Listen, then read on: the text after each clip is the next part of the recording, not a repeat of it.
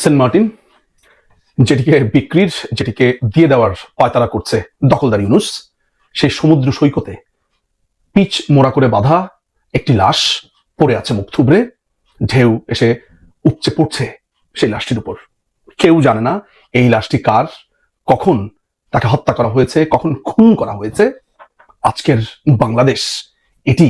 লাশ পড়ে থাকে রাস্তায়, লাশ পড়ে থাকে সমুদ্র সৈকতে, কিন্তু কেউ জানে না এই লাশ কার। এটি এখন নিউ বাংলাদেশ, এটি এখন স্বাভাবিক এই দেশে। পঞ্চগড়ের বোদাতে এক ভদ্রমহিলা, এক বয়স্ক ভদ্রমহিলা নামাজ পড়ছিলেন। ছেলে ওয়াহিদুজ্জামান অমিত তাকে খুঁজতে এসেছে দখলদার ইউনুসের সন্ত্রাসীরা। অমিতকে না পেয়ে তার মাকে নামাজরত অবস্থাতে মাথায় বাড়ি দিয়ে হত্যা করে চলে গেল। মণি কর্মকার পূর্বধলা ইউনিয়নের বাসিন্দা, জাতীয় মহিলা সংস্থা, সেই অঞ্চলের জাতীয় মহিলা সংস্থার সাবেক চেয়ারম্যান। তাকে খুঁজতে এসেছে, তাকে পায়নি, তার মাকে পেয়েছে।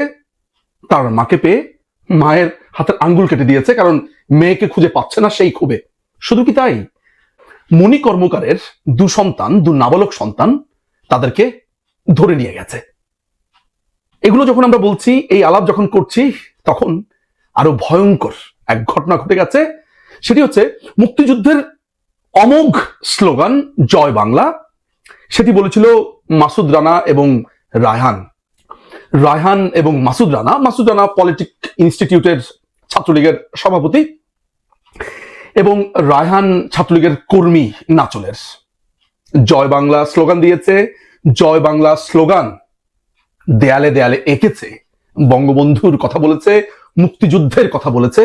তাদের দুজনকে পিটিয়ে মেরে ফেলা হয়েছে শুধুমাত্র জয় বাংলা স্লোগান দেওয়ার কারণে। তার বাবার যেই কান্না, তার পরিবারের যেই আকুতি, সেই আকুতি আমাদের সবাইকে ছুঁয়ে গেছে।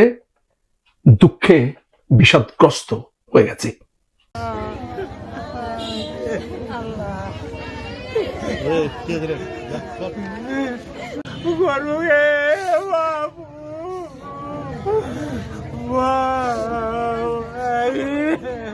সাভারের জাতীয় স্মৃতিসৌধে বীর মুক্তিযোদ্ধা মাহবুবুর রহমান তার মেয়েকে নিয়ে ফুল দিতে এসেছিলেন।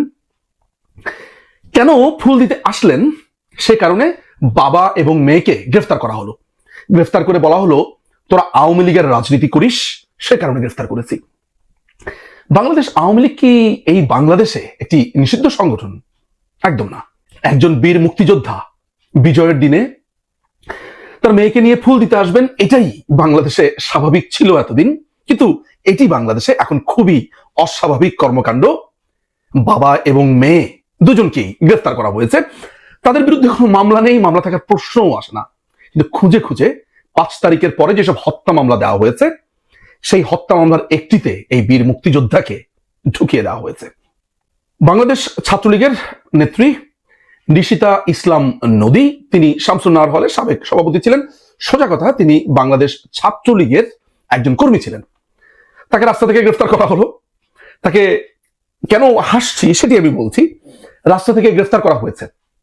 গ্রেফতার করার পর তাকে কোর্টে চালান দেওয়া হয়েছে। কোর্টে চালান দেওয়ার শুনানির পর নিশিতার যে লয়ার, তার কথা তো আমরা শুনিনি, মিডিয়া শোনাচ্ছে প্রসিকিউশনের কথা। সেই প্রসিকিউশন লয়ার বলছে নদী নাকি আদালতে হিন্দিতে কথা বলছে। তিনি বলছেন কুছ ভি নেহি হোগা।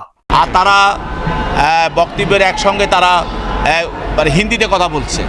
একজন তো বলল হিন্দিতেই যে কুছ ভি নেহি হোগা আর কুছ নি হোগা। তা আমরা বললাম যে আপনি তো বাংলাদেশি মানুষ, আমাদের মাতৃভাষা বাংলা, বাংলাতে বলেন, আপনি ভারতীয় ভাষা বলতেছেন কেন? তো তারা তো আসলে দীর্ঘদিন যাবৎ ভারতের পদলোহন করেছে, তাই জন্য তাদের ভারতের ভাষাটাই চলে আসে তাদের কাছে। দেখেন, হারামজাদার লেভেল, মানে হারামজাদার অনেকগুলো লেভেল আছে বলে আমি মনে করি।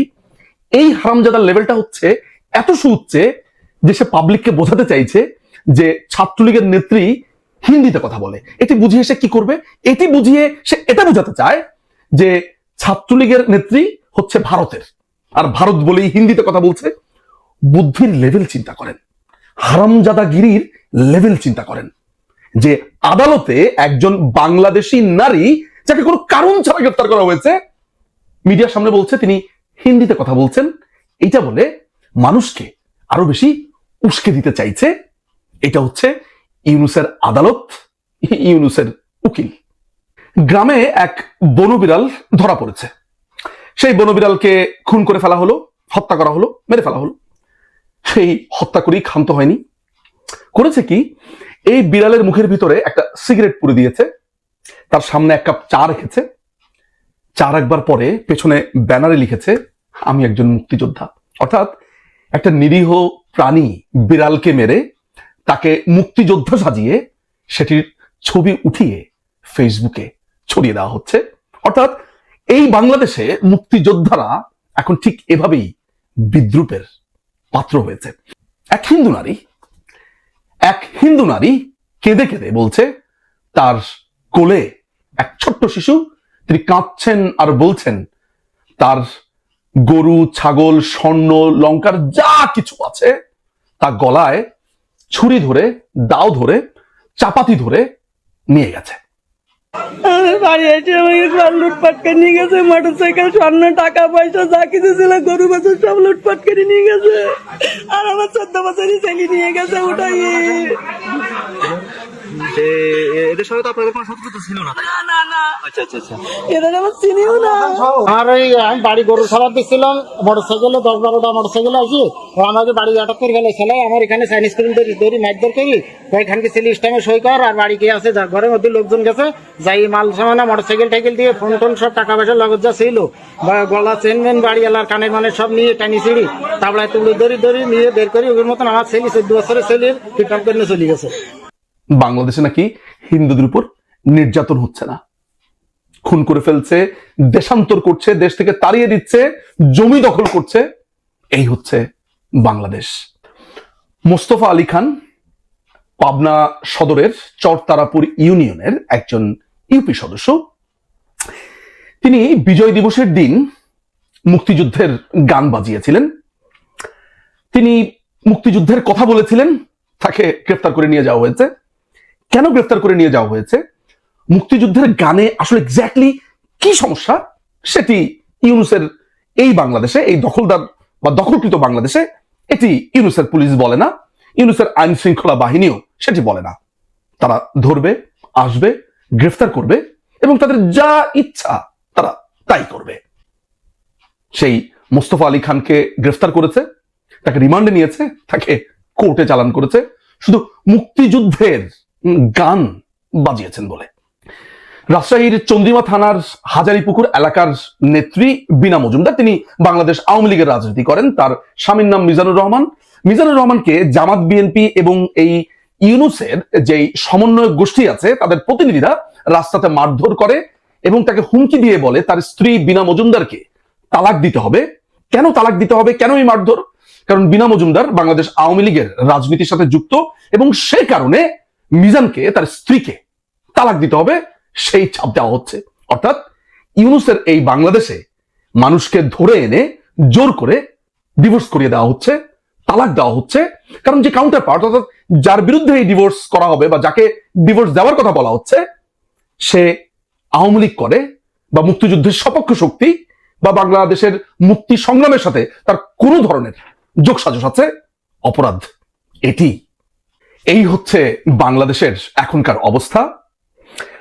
মায়ের মাথাতে বাড়ি মেরে খুন করে চলে যাওয়া হচ্ছে সন্তানকে না পেয়ে, মার হাত কেটে ফেলা হচ্ছে নেত্রীকে না পেয়ে, ডিভোর্সের জন্য হুমকি দেওয়া হচ্ছে, জয় বাংলা লেখার কারণে খুন করে ফেলা হচ্ছে, মুক্তিযুদ্ধের গান শোনার কারণে গ্রেফতার করা হচ্ছে, স্মৃতিসৌধে ফুল দেওয়াতে গ্রেফতার করা হচ্ছে।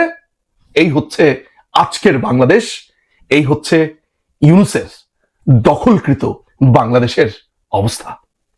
এই বাংলাদেশে আপনি বাস করছেন, এই বাংলাদেশে আপনি বেঁচে আছেন। আমি এই মধ্যবিত্ত যে সমাজটা আছে, যে বাংলাদেশকে ঘিরে রেখেছে, মধ্যবিত্ত বা নিম্ন মধ্যবিত্ত বা উচ্চ মধ্যবিত্ত, মধ্যবিত্তের যতগুলো ক্যাটাগরি আছে, সরি টু সে এই মধ্যবিত্ত শ্রেণীকে আমি খুবই সুবিধাবাদী একটা শ্রেণী বলি।